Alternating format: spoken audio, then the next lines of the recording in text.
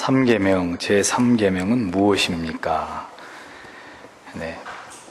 소위문답 53번째부터는 이제 3계명에 대해서 또 집중적으로 교리적으로 이것을 진술해 가는 것을 보게 됩니다. 3계명은 무엇입니까? 3계명은 너는 내 하나님 여호와의 이름을 망령되이 부르지 말라. 여호와는 그의 이름을 망령되게 부르는 자를 죄 없다 하지 아니하리라 입니다. 이렇게 성경에 나와 있는 내용 그대로를 풀어서 설명을 하고 있습니다. 자, 이 세 번째 계명은 우리에게 참된 예배에서 요구되는 태도를 설명하고 있습니다. 첫째 계명은 거짓 신을 숭배하는 것을 금하는 것이고, 둘째 계명은 참되신 하나님을 잘못된 방식으로 예배하는 것을 금하는 것이었습니다. 이 하나님에 대해서 그 이름에 대한 존경하는 마음과 경외감이 없이 하나님을 형식적으로 혹은 경거망동함으로 하나님을 예배하는 것을 하나님이 금하셨다는 것이 3계명에서 드러내려고 하는 골자입니다. 시편 8편 1절에 보면 여호와 우리 주여 주의 이름이 온 땅에 어찌 그리 아름다운지요 이렇게 노래하고 있는 것을 볼 수 있죠. 하나님의 이름은 이 세상에서 가장 아름답고 그리고 위대하시고 그리고 경외할 이름으로 여겨지는 것이, 그렇게 여기는 것이 성도의 마땅한 도리임을 강조하고 있는 말씀이 바로 제3계명입니다.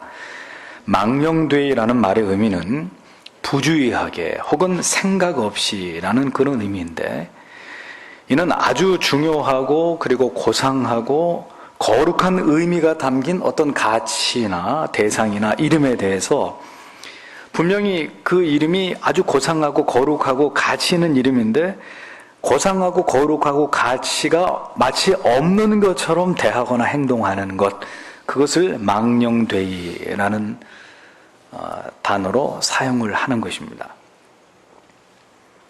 예를 들어 칼빈과 같은 시대에 살았던 이단자 세르베투스는 결국 제네바 의회에 의해서 이단으로 정죄받고 난 다음에 화형에 처해지는 벌을 받죠. 그의 죄목은 성삼위 하나님의 이름에 대한 모독 때문이었습니다. 왜냐하면 세르베투스는 이 삼위일체 하나님의 교리를 부정하면서 여러 번 말씀드린 대로 지옥문을 지키는 머리 셋 달린 괴물과 같다, 그런 교리다라고 혹평을 했습니다. 3계명은 하나님의 거룩하신 성호를 그분의 격에 맞지 않게 사용하거나 표현하거나 묘사하거나 가볍게 여기는 모든 행위에 대해서 하나님이 죄가 없다고 하시지 않겠다는 겁니다. 왜냐하면 하나님의 이름은 곧 하나님 자신이기 때문이죠. 하나님의 이름을 부르되 그 이름에 합당하게 하나님의 성호를 사용해야 하는데, 그렇지 못하고 하나님의 이름의 격에 맞지 않게 거짓되고 헛되고 망령되고 경히 사용하는 모든 행위들을 하나님께서는 삼가해야 된다고 엄히 명하시는 것입니다. 자, 그러면 왜 사람들이 하나님의 이름을 함부로 사용하게 되는 것일까요? 그것은 모든 것이 다 이 문제에서 비롯됩니다만, 엄위하신 하나님을 아는 명확한 지식이 없기 때문입니다. 하나님께서 어떤 분이신지를 바로 안다면 절대로 그렇게 할 수 없는 거예요. 하나님에 대한 지식이 없으니 하나님에 대해서 가볍게 여기고 자신이 알고 있는 알량한 지식의 범위 안에서 부주의하게 하나님에 대해서 묘사하거나 표현하게 되는 실수를 범하게 되는 것입니다. 가장 비근한 예가 뭡니까? 바로 우리가 흔히 부르는 복음송이나 CCM이나 심지어 여러분들이 부르시는 찬송가 안에서조차도 빈번히 이러한 예들을 찾아볼 수 있습니다. 이러한 곡들 속에서 하나님은 흔히 뭐라고 표현이 되죠? 당신, 이렇게 됩니다. 당신. 어느 날 내게 찾아오신 당신 어쩌고 저쩌고, 혹은 내 친구 되신 예수요. 참 좋은 친구, 예수 내 친구. 자, 최근에 나온 책 제목이 하나님 땡큐라는 책도 있습니다. 어떤 CCM 타이틀은 보니까 CCM 타이틀이 하나님 멋대로, 이런 표현들이 거침없이 사용되는 것을 볼 수 있습니다. 하나님을 향한 경배와 경외감을 이렇게 표현할 수 있을까요? 하나님에 대한 경외감을 유행가 곡조에 담아가지고 그렇게 부를 수 있을까요? 유행가를 부르던 그 곡조와 리듬과 세속적인 악기와 창법으로 그렇게 가볍게 흥에 겨워서 때로는 애드립을 넣어가면서 그렇게 하나님을 찬양하는 것이 과연 하나님을 합당하게 경배하는 것일까요? 십계명의 제3계명에 의하면 이 모든 것은 하나님의 이름을 망령되이 일컫는 중대한 죄가 되는 것입니다. 오래전에 찬양 콘서트에 제가 가본 적이 있습니다. 찬양 콘서트라는 말 자체가 신학적으로 굉장히 문제가 되는 표현이지만 제가 그곳에서 무엇보다도 견디기 힘들었던 것은 일단 귀청이 찢어져 나갈 것 같은 엄청난 음량이에요. 예? 전부 다 장님들만, 귀머거리들만 앉혀놨는지 이게 찬양 집회를 하는 곳인지 무슨 세상 음악을 하는 곳인지 분간이 되지 않았습니다. 세상의 가수와 다를 바 없는 옷차림, 머리 스타일, 현란한 조명, 귀청이 찢어질 것 같은 큰 소리들, 거기다가 시종일관 뛰면서 CCM 가수도 뛰고 그 자리에 참석한 수천 명의 학생들도 뛰고 그야말로 난장판이에요. 단언하건대 그곳에 하나님이 계시지 않다고 분명히 말씀드릴 수 있습니다. 애국가를 작사 작곡한 안익태 선생이 수십 년 전에 살아있을 때 어느 대학을 방문했다가 대학생들이 애국가를 부르는 소리를 듣고 버럭 소리를 지른 적이 있었다고 해요. 애국가를 왜 그따위로 부르냐 이거죠. 애국가를 부를 땐 두 주먹을 불끈 쥐고 동해물과 백 아주 기백 아주 정말 우렁차고 당당하게 그렇게 애국가를 부르라고 호소를 했습니다. 왜? 내가 애국가를 지을 때는 그렇게 전부 다 얌전한 새씨처럼 동해 이렇게 부르라고 작사 작곡한 게 아니라 그런 기상과 기백을 호기를 가지고 조국을 사랑하는 마음으로 그렇게 부르라고 자기가 작사 작곡했다는 거예요. 그것을 만든 사람의 의도를 무시한 채 아무렇게나 부르고 연주하는 것은 그것을 만든 사람을 모독하는 것이 되는 거죠. 마찬가지입니다. 하나님의 이름이 어떻게 경배를 받으시고 높임을 받으셔야 하는지 이에 대한 아무런 지식이 없이 그냥 함부로 아무렇게나 마음대로 그 이름을 사용하고 주체할 수 없는 가벼움 속에서 하나님의 이름을 그렇게 경히 여기는 것은 반드시 죄가 된다는 것을 알아야 되는 거예요. 하나님의 이름을 모욕하고 망령되이 하는 일에는 여러 가지 모양이 있을 수 있습니다. 아주 악의적이고 고의적으로 하나님의 이름을 모독하고 경멸하는 경우가 있죠. 그래서 God인데 거꾸로 DOG. 그래서 하나님을 도그, 개다 이런 식으로 불신자들이 하나님의 이름을 경멸하고 모독하는 이런 경우가 있습니다.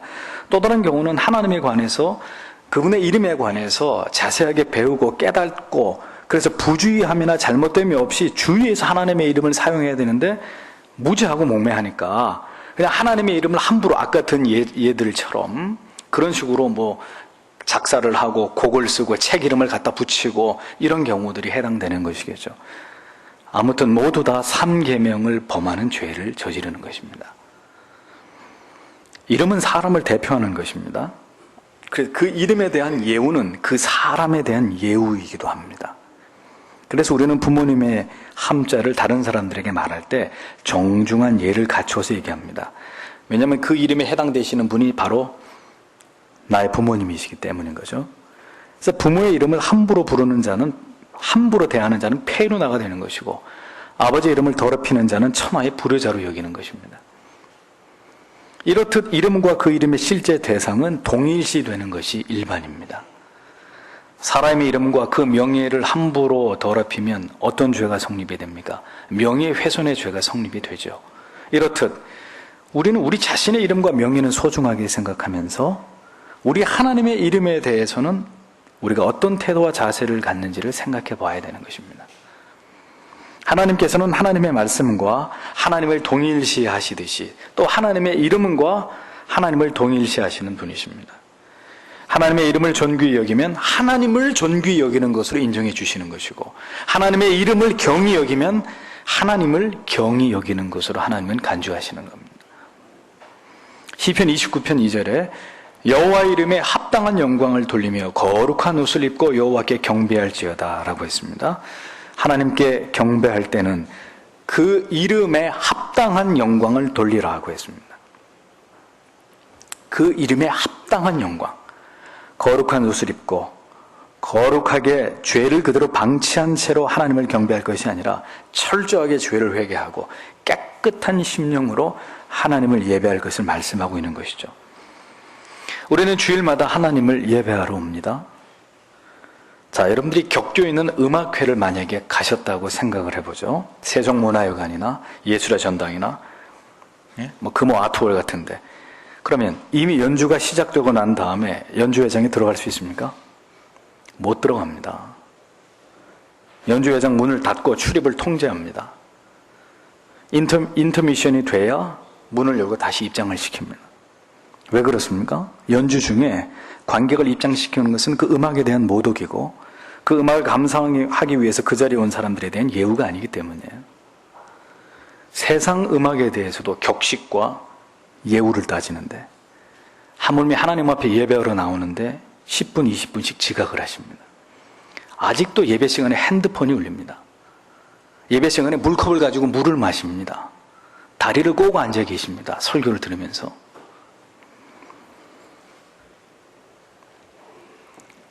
모두 어떤 죄에 해당될까요? 하나님의 이름에 합당치 않은, 그 하나님의 이름에 합당한 격을 우리가 무시하고 있는 거예요. 하나님의 이름을 망령되이 대하고 있는 죄가 되는 것입니다.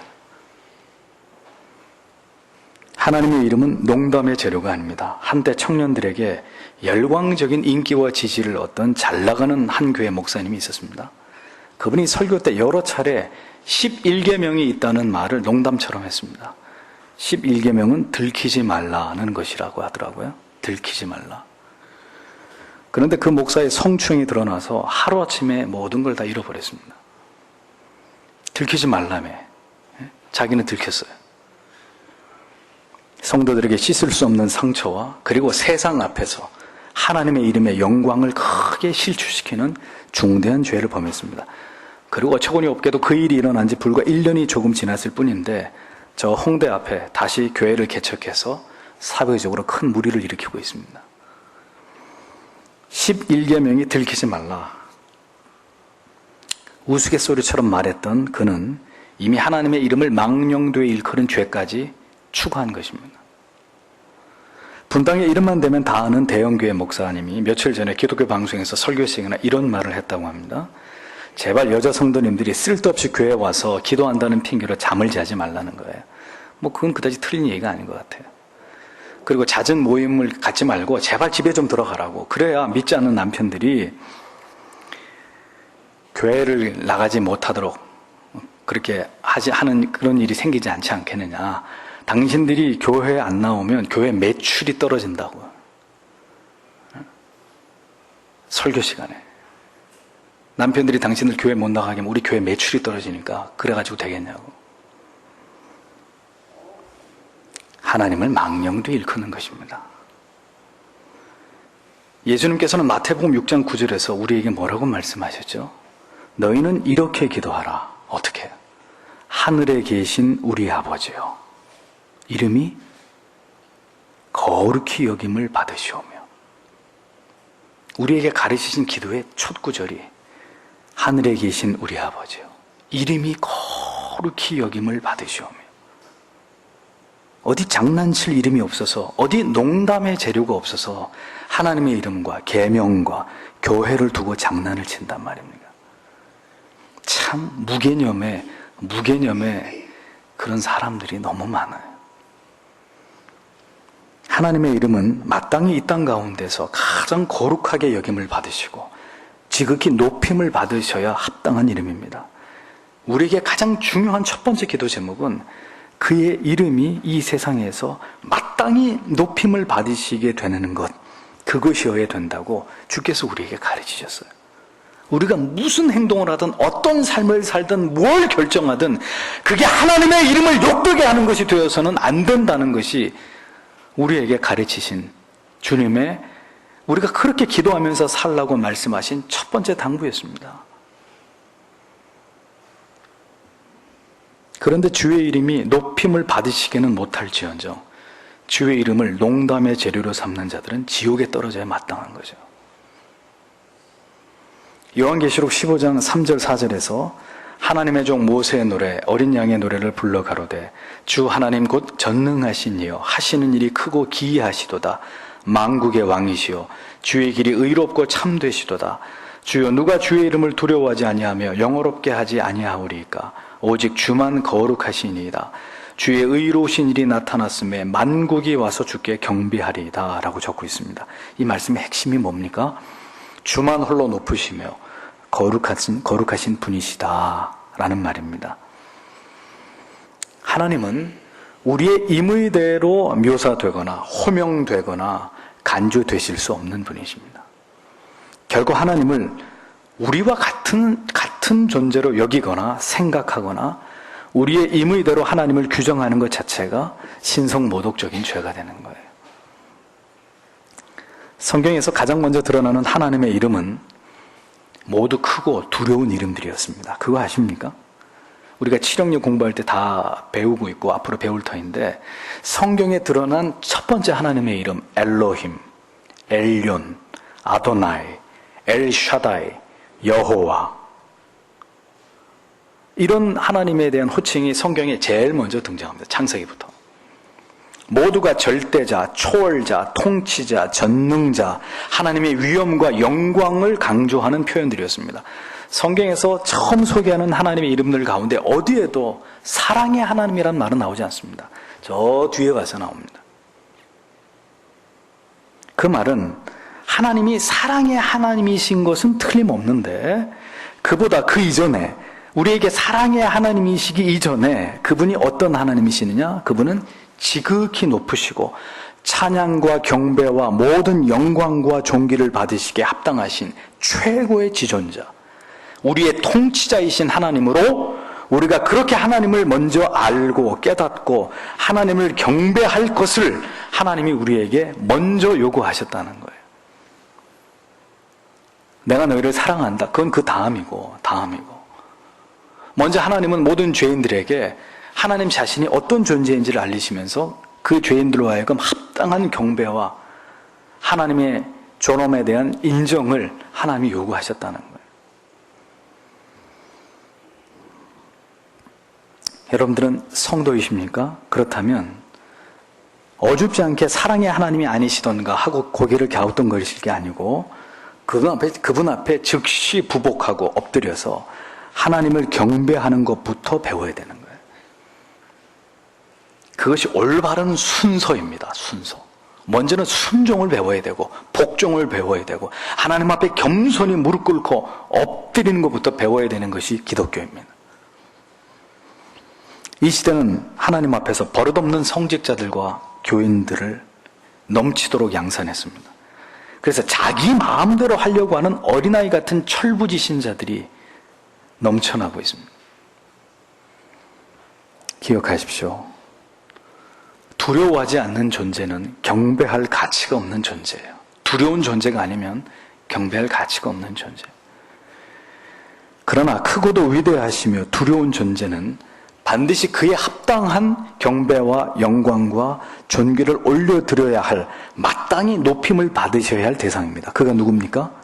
바로 하나님이신 거예요. 기억하십시오. 하나님께서는 우리를 친구처럼 여겨주실 수 있지만 우리가 하나님을 친구로 여겼다가는 반드시 그 불경함에 대해서 대가를 지불하게 될 것입니다. 하나님의 자녀들은 그 하나님의 이름에 합당한 태도와 삶을 살아가야 되는 자들입니다.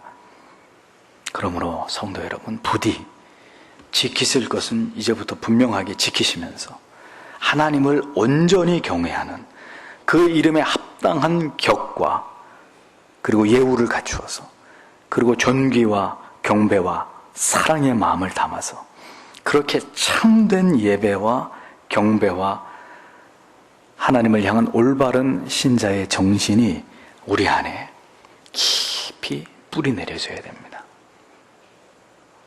우리가 소유문답을 공부하면서 점점 깨달아지는 것이 있죠. 하나님을 하나님 되시게, 예배를 예배 되게, 하나님을 향한 찬양을 찬양답게, 교회를 교회 되게, 성도가 성도 참 성도답게, 모든 걸 제자리를 찾자는 거예요. 그것의 기준이 뭡니까? 하나님의 말씀, 우리에게 주시는 교리란 말이죠. 오늘도 이 3계명 첫 번째 시간, 이 말씀을 통해서 다시 한번 우리가 하나님의 이름을 어떻게 여기면서 하나님께 예배하고 하나님께 나아오고 예배를 드리고 헌신을 하고 기도를 하고 모든 것을 우리가 하나님 앞에서 하고 있는지를 점검하시면서 이 말씀 앞에 부족함이 없이 부끄러움이 없이 그렇게 하나님의 이름을 높이시는 회영교회가 되기를 주님의 이름으로 축복합니다. 기도하겠습니다.